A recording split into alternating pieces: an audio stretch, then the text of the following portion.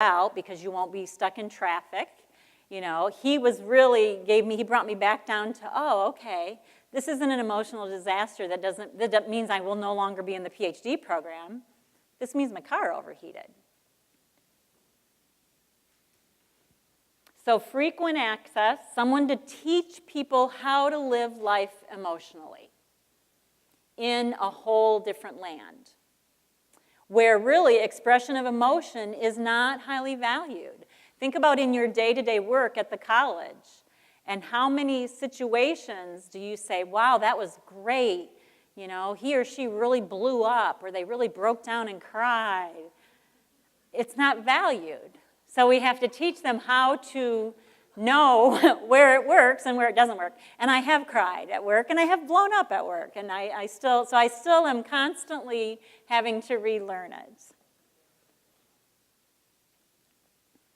Some promising programs, and this is that are going on right now, in Grand Rapids, Cascade Engineering has coaches on payroll to help people that are coming off of welfare into work. They can run the machine, or they can do the skill of the job. The problem is in the relationships, in relating to the boss. When the boss, you know, treats them with what they feel is disrespect.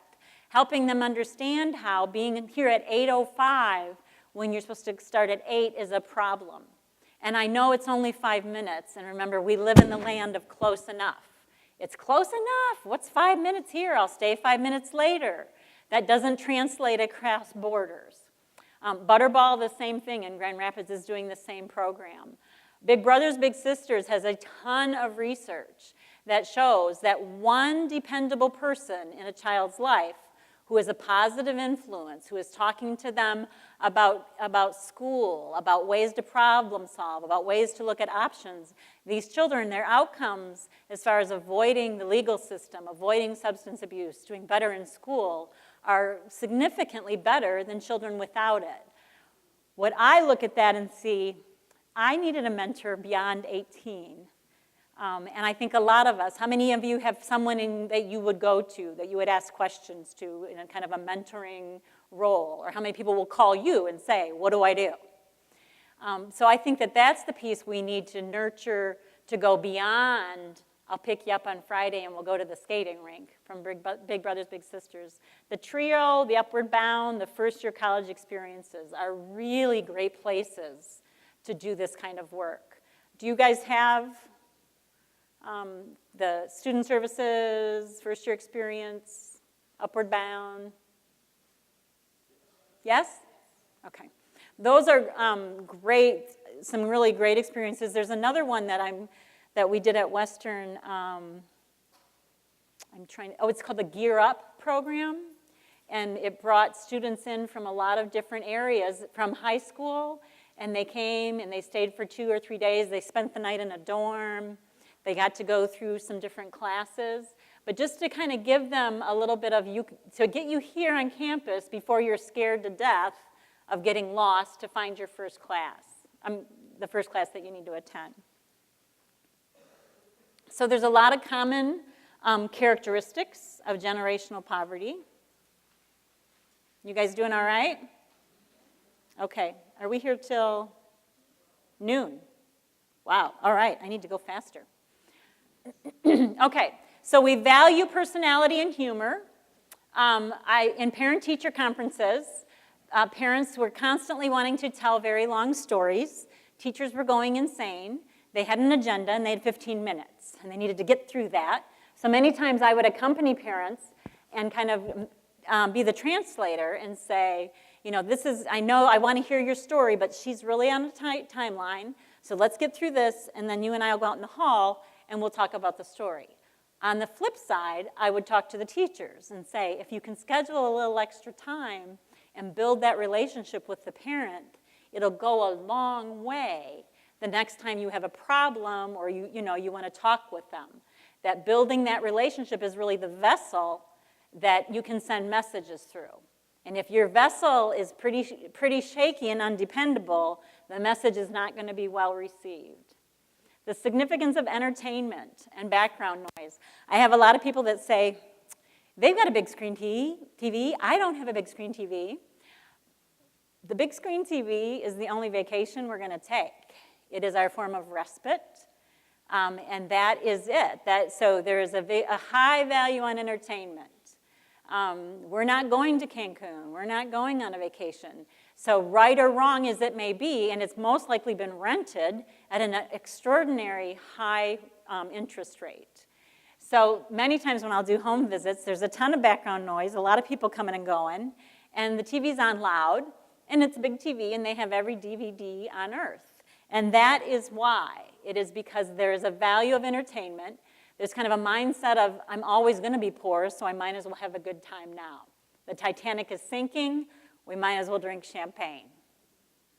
Nonverbal communications, lots of high fives, lots of wrestling, fighting, physical fighting as a means of communicating. Families and relationships there is a very huge value on loyalty. So when we have first-year students coming to college, many of them are hearing messages from their families of, who do you think you are? You think you're better than us now.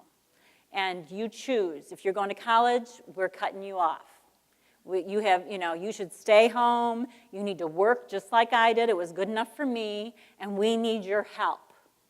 So we need to realize that when we view something as this great opportunity, it not necessarily is viewed that way from the families that they're coming from. Think about Maslow's hierarchy of needs, and we're trying to attend to the top ones, and many times the students that we're working with are really struggling with, how am I getting here? I can't pay the rent. My electricity's being turned off.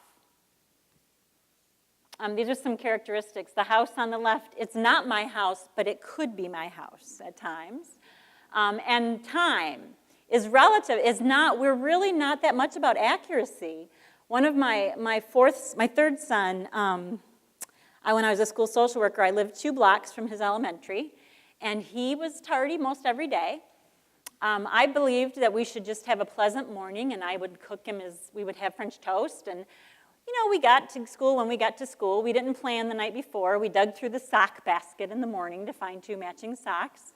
And then his report card came out, and he had 47 tardies. And his father called me, and we were not together, and said there must be a typo. And I said, no, I think that's about right, probably 47 tardies. And then I got a letter from the truancy officer that said this is, could be considered educational neglect. And remember, I'm the school social worker in this district, so yeah. So my boss calls me in, and she's like, Barb, we got to do something with this. So I'm like, okay. So I go home and I say, Cody, we're not going to be the late people anymore. But what we had to do is we had to plan the night before. Very foreign to me. How do I know what I want to wear? Because I wear what I feel like wearing the next day. I had to actually do laundry ahead of time. We had to buy lunch ahead of time instead of stopping at the gas station on the way there. It took a lot of planning. In the morning, it took me to say, hurry up, come on, we got to go, we got to be there. I looked at it, what's the difference? He's there at 8:01.